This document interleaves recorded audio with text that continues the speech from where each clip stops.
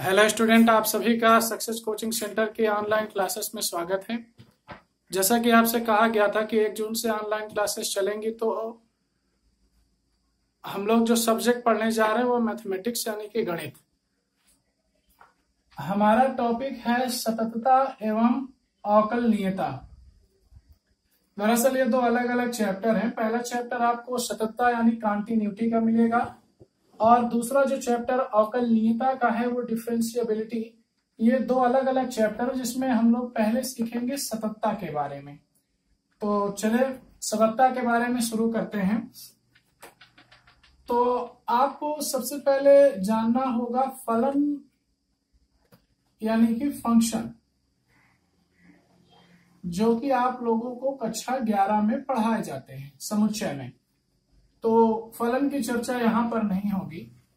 फिलहाल हमें यहाँ कौन से फलन पढ़ने हैं वो सीख लीजिए। यहाँ पर हमें दो तरह के फलन पढ़ने हैं, जिसमें जो आपका पहला वाला फलन है उसे कहते हैं सतत फलन और जो दूसरा वाला फलन है उसे कहते हैं असतत फलन। पहले वाले को कहा जाता है सतत फलन और दूसरे वाले को असतत फलन। और यही हम लोगों को इस चैप्टर में लगभग हर सवाल में बताना है कि सतत फलन क्या होगा, असतत फलन क्या होगा, इसके बारे में जानेंगे। तो सतत फलन का मतलब आपको बताना है कि आप ये बताएंगे कि ऐसा फलन जिसका ग्राफ, जिसे आप कहेंगे लेखा चित्र, इसमें आपको बताना है कि ऐसा फलन जिसका ग्राफ, जिसे हिंदी भाषा में कहेंगे लेखा चित्र, जिसका लेखा चित्र या जिसका ग्राफ कहीं पर भी, आपको बताना है जिसका ग्राफ कहीं पर भी टूटता नहीं है, कहीं पर भी टूटता नहीं है, या सीधे सीधे शब्दों में कहें भंग नहीं होता। ऐसा फलन जिसका ग्राफ कहीं पर भी टूटता नहीं है, ऐसे फलन को कहा जाता है सतत फलन। फॉर एग्जाम्पल, जैसे मैं आपको यहाँ पर एक चित्र बना के दिखाता हूं, इसे देखिए। ये जो फिलहाल आपके पास फलन है इसे कहा जाएगा सतत फलन कहेंगे। चित्र देखकर आप ऐसे बता सकते हैं। तो सतत फलन या कॉन्टिन्यूअस फंक्शन की डेफिनेशन आपको बतानी है कि ऐसा फलन जिसका ग्राफ कहीं पर भी टूटता नहीं है उसे सतत फलन कहते हैं। और याद रखिए, जैसा हमेशा मैं आपसे कहता हूं कि पहले और दूसरे पेज में केवल थ्योरी आपको लिखनी है, तो ये वही थ्योरी है जो आपको लिखना है। तो ऐसा फलन जिसका ग्राफ कहीं पर भी नहीं टूटता है, कहीं पर भी भंग नहीं होता है, ऐसे फलन को सतत फलन कहते हैं। एक चित्र आपके सामने यहाँ पर बना हुआ है। अब दूसरे फलन की बात करते हैं, जिसमें दूसरे वाले फलन को कहते हैं असतत फलन। और बिल्कुल सिंपल सी बात है कि असतत फलन में आपको सिर्फ और सिर्फ इतना बताना है कि ऐसा फलन जिसका ग्राफ टूट जाता है, विखंडित हो जाता है, या कहीं ना कहीं किसी न किसी स्थान पर भंग हो जाता है। तो पूरी परिभाषा आप स्वयं लिख लीजिएगा। तो बस आपको इतना बता देना है कि ऐसा फलन जिसका लेखा चित्र या जिसका ग्राफ किसी न किसी स्थान पर भंग हो जाता है, टूट जाता है, विखंडित हो जाता है, ऐसे फलन को कहा जाता है असतत फलन। ठीक है, ऐसे फलन को असतत फलन कहते हैं। अब उसके आगे देख सकते हैं कि असतत फलन का जैसे आपको मैं चित्र समझाऊं, तो असतत फलन में आपको ये बताना है कि जैसे एग्जांपल के तौर पर आपने एक ये फलन लिया, अब ये यहाँ से स्टार्ट होकर यहाँ तक चला गया। अब आप देख सकते हैं कि ये इस जगह पर यहाँ पर आकर के ये वाला फलन आपका टूट गया, अर्थात भंग हो गया। तो ऐसे फलन को कहा जाएगा असतत फलन कहते हैं। तो इस प्रकार से आपके पास दो तरह के फलन हो गए। तो दोनों आपको मैं जल्दी जल्दी फिर से बता देता हूँ। याद रखिए, सतत फलन का मतलब होता है ऐसा फलन जिसका ग्राफ या जिसका लेखा चित्र किसी भी स्थान पर नहीं टूटता है, किसी भी स्थान पर भंग नहीं होता, विखंडित नहीं होता, ऐसे फलन को सतत फलन कहते हैं। चित्र आपके सामने है। दूसरी हेडिंग आप डाल के लिखेंगे असतत फलन। और असतत फलन में आपको कहना है कि ऐसा फलन जो कहीं ना कहीं, जिसका जो ग्राफ है वो कहीं ना कहीं पर रुक जाए, कहीं ना कहीं पर जाकर टूट जाए, भंग हो जाए, विखंडित हो जाए, ऐसे फलन को कहते हैं असतत फलन कहते हैं। अब उसके बाद दूसरे विकल्प पे हम लोग चलते हैं। दूसरे विकल्प पे सीखेंगे कि सतत और असतत फलन की पहचान करना। तो आप देखिए, सतत असतत आखिर किस प्रकार से आप पहचानेंगे, ये भी आपको सीखना है। तो मैं आपको पॉइंट वाइज बताता चलता हूं। पहला पॉइंट है कि आप सतत और असतत की पहचान कैसे करेंगे। उसके लिए आपको निकालना पड़ेगा सबसे पहले RHL यानी कि राइट हैंड लिमिट, ये आपको निकालनी पड़ेगी। सबसे पहले आपको निकालना है राइट हैंड लिमिट, यानी कि आप निकालेंगे RHL, और दूसरे विकल्प में आपको निकालना है LHL, और LHL को कहते हैं लेफ्ट हैंड लिमिट कहा जाता है, LHL हो गया। और इस प्रकार से तीसरे वाले पे आपको निकालना है FA। A आपका कोई ना कोई बिंदु होता है जहां पर आपको सततता की पहचान करनी होती है। तो इस प्रकार से आपके पास तीन तरह के विकल्प हैं। पहले राइट हैंड लिमिट निकालिए यानी कि RHL, फिर लेफ्ट हैंड निकालिए यानी कि LHL, फिर फंक्शन ऑफ A निकालिए यानी जिस बिंदु पर आपको मान निकालना है। चलिए उदाहरण अभी हम लोग समझेंगे। फिलहाल अभी इतना देखते हैं कि RHL, LHL, FA इन तीनों को निकालने के बाद कैसे आप बताएंगे कि आपका जो फंक्शन है वो सतत है कि असतत है। तो देखें, आपको सतत की पहचान करनी है तो RHL का मान LHL के बराबर होना चाहिए किसी एक पॉइंट पर। RHL का मान LHL के बराबर और ये फंक्शन ऑफ A, अगर ये तीनों बराबर हैं तो आपका जो फंक्शन है वो हो जाएगा सतत। और विकल्प नंबर 2, अगर इन तीनों में से कोई भी एक बराबर ना हो, एग्जाम्पल के तौर पर जैसे तीसरा वाला बराबर नहीं है, तो आपका जो फंक्शन है वो हो जाएगा असतत। दूसरा विकल्प जैसे कि RHL आपका जो है वो FA के बराबर है लेकिन ये आपका LHL के बराबर नहीं है, तब भी आपका दिया गया फंक्शन हो जाएगा असतत। अब एग्जाम्पल के तौर पर ये दोनों विकल्प आपके सामने दिख रहे हैं। जैसे आपका एक और ऑप्शन हो जाए RHL not equal to LHL, लेकिन LHL जो है वो FA के बराबर हो, तब भी आपका दिया गया फंक्शन हो जाएगा असतत। तो ये रही सतत और असतत की पहचान करने के कुछ नियम जो कि हम लोग पढ़ चुके हैं, लेकिन इस पाठ में कई सारे लोगों को बहुत सारी समस्याएं थी, तो इसलिए इसको हम लोग पूरा फिर से पढ़ेंगे। तो RHL और LHL बराबर हैं और फंक्शन ऑफ A भी बराबर है तो सतत, 2 बराबर, तीसरा नहीं बराबर तो असतत। या सीधे शब्दों में बस इतना समझ लीजिए कि अगर तीनों ऑप्शन बराबर हैं तो आपका जो फंक्शन है वो कॉन्टिन्यूअस होगा अर्थात सतत होगा, और अगर तीनों में से एक भी पॉइंट ऐसा हुआ जो बराबर नहीं है तो आपका फंक्शन जो है वो असतत हो जाएगा। अब सतत और असतत सीखने के बाद हमको कुछ फार्मूले सीखने पड़ते हैं, कुछ नियम सीखने पड़ते हैं, तो इसे याद रखिएगा। अभी आपको एग्जांपल दे करके मैं सतत और असतत समझा दूंगा। अब चलिए आगे चलते हैं और कुछ नियम सीखते हैं।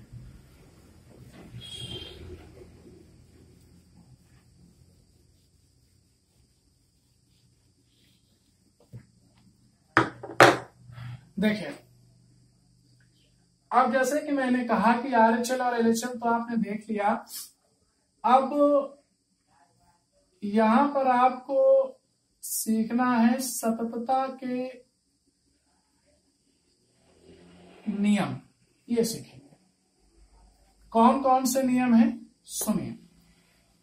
ऑप्शन नंबर 1, इस ऑप्शन नंबर 1 में आपको सीखना है कि आपके पास 2 फंक्शन है, पहला F1 है, दूसरा F2 है।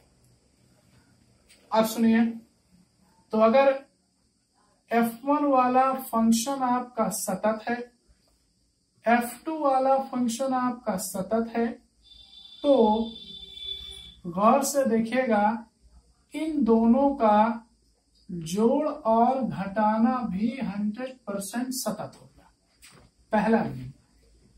पहला नियम आपका है कि अगर पहला फंक्शन सतत है, दूसरा फंक्शन सतत है, तो दोनों का योगफल और दोनों का जो घटाना है वो दोनों भी सतत होंगे। नियम नंबर 2 में आपको सीखना है कि अगर आपका पहला वाला जो फंक्शन है वो सतत है, दूसरा वाला फंक्शन जो है वो आपका सतत है, दो फंक्शन आपको मिल गए, दोनों फंक्शन सतत हैं, तो याद रखना है आपको कि इनका गुणा और इनका जो भाग है वो भी सतत ही होगा। इनका गुणा और इनका भाग भी क्या होगा, सतत होगा। ठीक है, ये आपको याद रखना है कि गुणा भी सतत होगा और भाग भी सतत होगा। अब अगले ऑप्शन पे आप लोग चलेंगे और अगले ऑप्शन में आपको ये देखना है कि तीसरे विकल्प पे चलते हैं और इन दोनों के अलावा तीसरा वाला बहुत इंपॉर्टेंट है। सुनिए क्या, मान के चलिए कि आपका एक फंक्शन है fx जो कि x बराबर a पर सतत है, तो 1/fx भी आपका सतत होगा। ये आपको याद रखना है कि 1/fx भी आपका सतत होगा, लेकिन एक कंडीशन ये है कि जब आप फंक्शन ऑफ a निकालें तो उसका मान 0 ना, अन्यथा आप परिभाषित होने की स्थिति में आ जाएगा। तो ये तीन ऑप्शन आपके सामने हैं, एक चौथा ऑप्शन भी है, चौथा ऑप्शन भी आप लोग देखेंगे। तो मैंने आपसे कहा सततता के तीन नियम हैं, पहला सतत, दूसरा सतत तो योगफल भी सतत होगा, उसका घटाना भी सतत होगा, दूसरा नियम गुणा और भाग भी सतत होगा, तीसरा नियम आपको ये बताना है कि अगर कोई फंक्शन किसी पॉइंट पर सतत है तो उसका व्युत्क्रम, उसका अपोजिट, जैसे fx सतत था तो 1/fx फिर से सतत हो गया, लेकिन कंडीशन आपके सामने कि f नॉट इक्वल टू 0 होना चाहिए। अब चौथे ऑप्शन पे चलते हैं और चौथा ऑप्शन ये है कि अगर आपका जो fx है वो x बराबर a पर सतत है।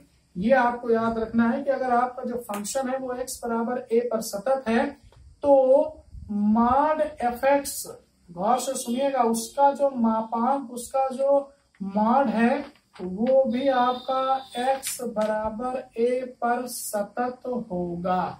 ये 4 पॉइंट हो गए जो आपको याद रखने हैं। तीसरा आपको विशेषकर याद रखना है, तीसरा वाला भी आपको बहुत काम देगा आगे। तो जोड़ हो गया, घटाना हो गया, सतत रहेगा, गुणा भाग सतत रहेगा और उसका अपोजिट या व्युत्क्रम भी सतत रहेगा। कंडीशन कि वो not equal to 0, f a का मान और x बराबर a पर सतत है तो उसका मापांक, उसका जो मॉड fx है वो भी 100% सतत होगा। ये हो गए अब सततता के नियम। अब जब आप लोग सततता के नियम सीख जाएंगे तो सततता के नियम सीखने के बाद फिर आपको जो सीखना है सततता के नियम सीखने के बाद वो है कि इसके फार्मूले। देखिए फार्मूले अभी से आप लोग सीख लीजिए, इन्हें धीरे धीरे याद करेंगे, सवाल लगाते जाएंगे तो याद होते जाएंगे। कई सारे फार्मूले हैं, उन सारे फार्मूलों को मैं यहाँ पर आपको लिख करके समझा रहा हूं, तो उन फार्मूलों को भी आप लोग एक एक करके देख लीजिए। फिर हम लोग टॉपिक पे आएंगे, जो भी आपका अभ्यास है वहां से शुरू करेंगे।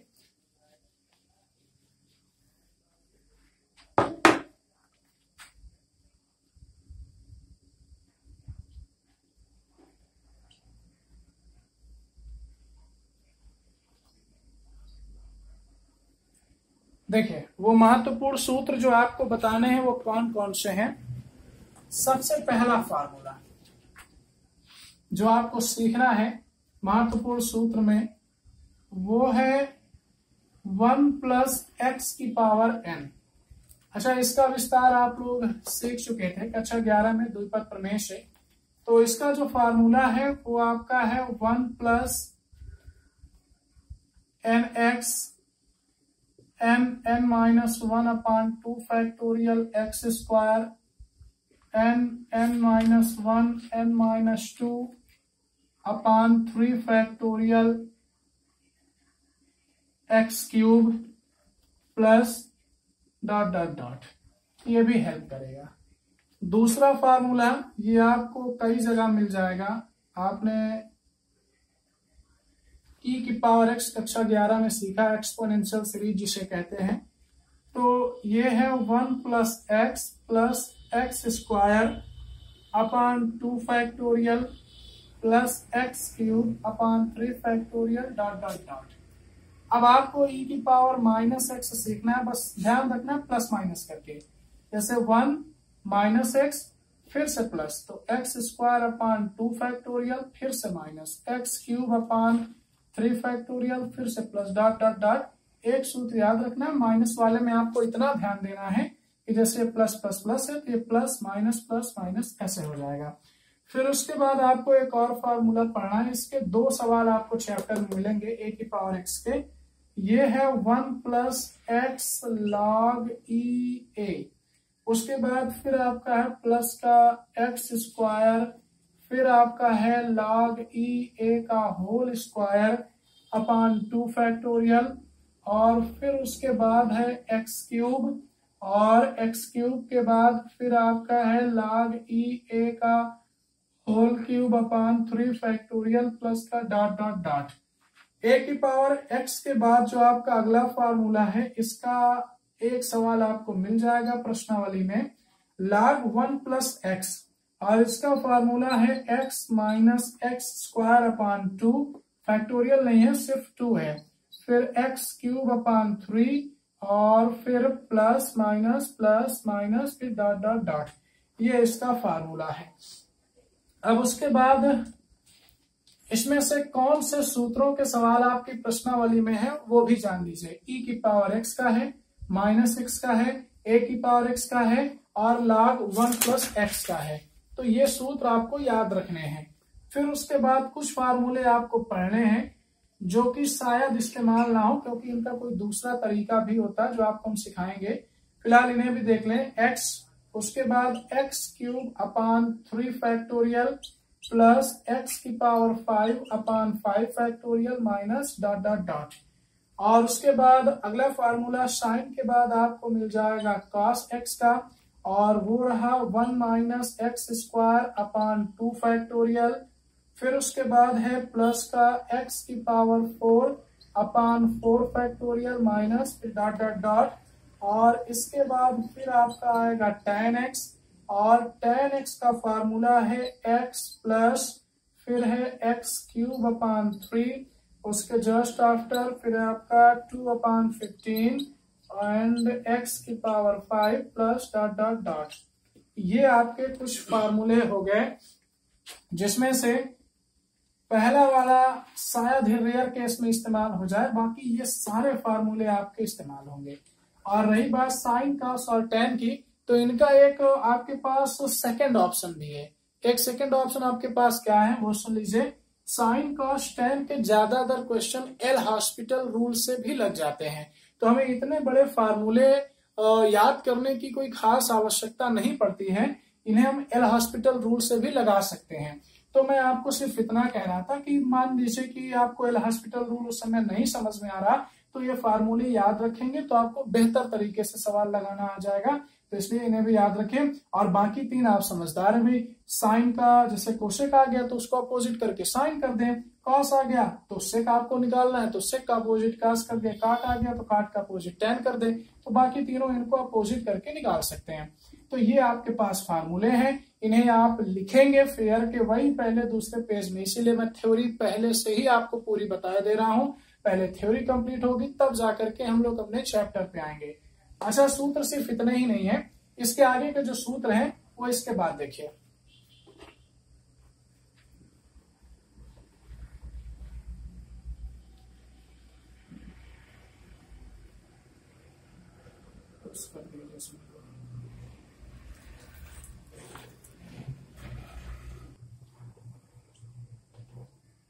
ऑन कर दिया।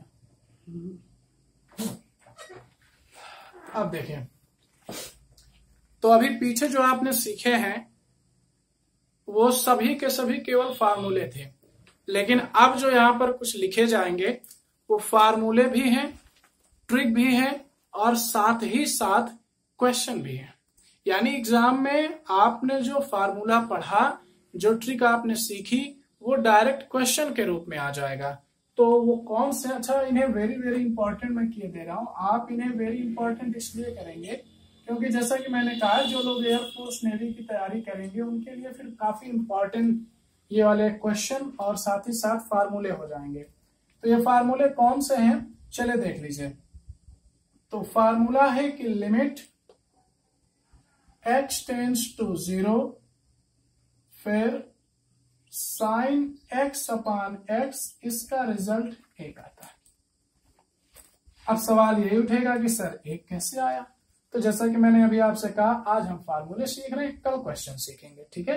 तो अभी फार्मूले, और जो लोग कोशिश कर सकते हैं, देखिए कोशिश कैसे करना मैं आपको थोड़ी सी हिंट्स देता हूं, प्रयास करना घर में, और अगर हल हो जाए तो उसको व्हाट्सएप पे भेज दीजिएगा आप लोग। साइन एक्स का फार्मूला अभी पीछे मैंने आपको बताया, साइन एक्स का फार्मूला लिखिए, उससे एक्स कॉमन लीजिए, ऊपर नीचे से एक्स काट दीजिए, फिर x टेंड्स टू 0, लिमिट का मान 0 रख दीजिए, तो अपने आप उसका रिजल्ट 1 आ जाएगा। दोबारा सुन लीजिए, साइन एक्स का पूरा फार्मूला लिखिए, x कॉमन ले लीजिए, ऊपर नीचे से x काट दीजिए और लिमिट का मान रख दीजिए, तो अपने आप 1 सिद्ध हो जाएगा। सब में यही करना है जितने आएंगे अभी नीचे सवाल। और एक बात, ये बहुत इंपॉर्टेंट ट्रिक भी है, जो भी अभी आप लोग यहाँ पर सीखेंगे, ये बहुत इंपॉर्टेंट ट्रिक भी है। तो दूसरा ऑप्शन जो आपके पास है वो है लिमिट, फिर है x टेंड्स टू 0, उसके बाद tan x अपान x, इसका मान भी 1 होता है, फिर उसके बाद है आपके पास लिमिट x टेंड्स टू 0, फिर उसके बाद e की घात x माइनस 1 अपान x, इसका मान भी आपका 1 होता है, फिर उसके बाद है आपका लिमिट x टेंड्स टू 0, फिर उसके बाद है a की पावर x माइनस 1 अपान x, इसका मान होता है log EA, फिर उसके बाद आपके पास है लिमिट x टेंड्स टू 0, फिर आपको मिलेगा log, फिर मिल जाएगा 1 प्लस x अपान x, और इसका मान फिर से 1 होता है। और एक बहुत अच्छी ट्रिक है, वेरी वेरी इंपॉर्टेंट, मैं इसको किए देता हूं, इसको गौर से देखिएगा, बहुत अच्छी ट्रिक है। इसमें आपका लिखा है limit x tends to a, 0 नहीं लिखा, गौर करिएगा, x टेंड्स टू a लिखा है, फिर है x की पावर n माइनस a की पावर n, फिर x माइनस a, और इसका रिजल्ट डायरेक्ट होता है n a की power n minus 1। Very very important है, कल इस पे चर्चा होगी। तो limit x tends to a, ये इसकी ट्रिक हो गई। अब उसके बाद कुछ आपके 2 फार्मूले और हो गए, उन 2 फार्मूलों को भी देख लीजिए, जिसमें आपका आता है लिमिट x टेंड्स टू 0, फिर उसके बाद आपको मिल जाएगा साइन इनवर्स x अपान x, और इसका मान आपको 1 मिलेगा। एक और आपके पास है लिमिट x टेंड्स टू 0, और ये आपको मिल जाएगा tan इनवर्स x अपान x, इसका मान भी 1। बस आज के लिए आपको इतना ही मिलेगा। बस आखिर में आपसे इतना ही कहूंगा, आपको साइन इनवर्स x का फार्मूला नहीं बताया, tan इनवर्स x का फार्मूला नहीं बताया, फार्मूले आपको मैं कल पढ़ाऊंगा, लेकिन इधर जितने भी लिखे हैं लास्ट वाले को छोड़ करके आपको हर एक फार्मूला बताया गया। तो मैंने आपसे कहा प्रयास कैसे करना है, सूत्र लिखिए, कॉमन लीजिए, जो चीजें कर जाए उन्हें काट दीजिए, लिमिट का मान रखिए, और फिर चेक करिए कि आपका रिजल्ट मैच करता है या नहीं, क्योंकि लिमिट आप कक्षा 11 में पढ़ चुके हैं। और अगर आपको प्रॉब्लम है तो कल वैसे भी मैं आपको एक एक डेरिवेशन इन सब का करके दिखाऊंगा, लेकिन पहले आप लोग प्रयास करिए, और जो कर सके वो व्हाट्सएप पे इसको सेंड कर देंगे, ठीक है। चलिए, धन्यवाद।